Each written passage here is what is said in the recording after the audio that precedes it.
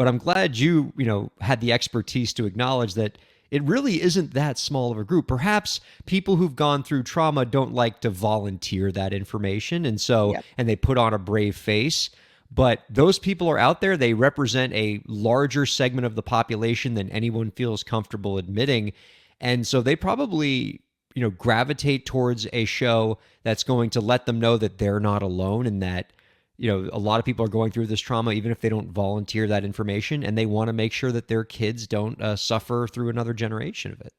Yeah, I like to simplify the definition of trauma a lot because people are always like, oh, well, what does it mean post-traumatic? To me, trauma is any experience that was too big for your brain to metabolize.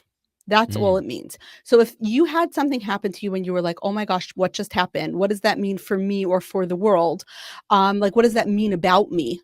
Then you officially experienced the trauma. So depending on who you are and what supports at home are, sometimes a childhood experience, like let's say bullying or social exclusion or food insecurity, things that don't rise to that level of that like ACES scale that people know about, the adverse childhood experiences scale, but were really difficult to handle, that's trauma.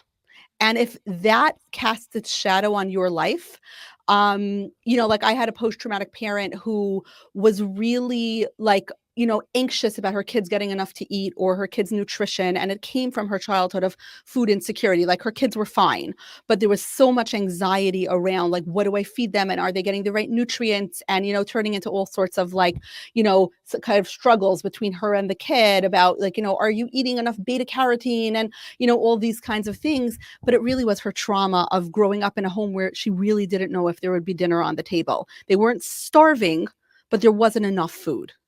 Right. And that cast a shadow. What if you would ask her to say, I'm not traumatized, like I became resilient from the experience. Yes. And right. It's yes, Yeah. you handled that well and you grew up to like really have a lovely family. And, she went to college and she, really, really like did something amazing with her life. But at the same token, that experience is casting a shadow on her parenting in a way that isn't so great for her kids.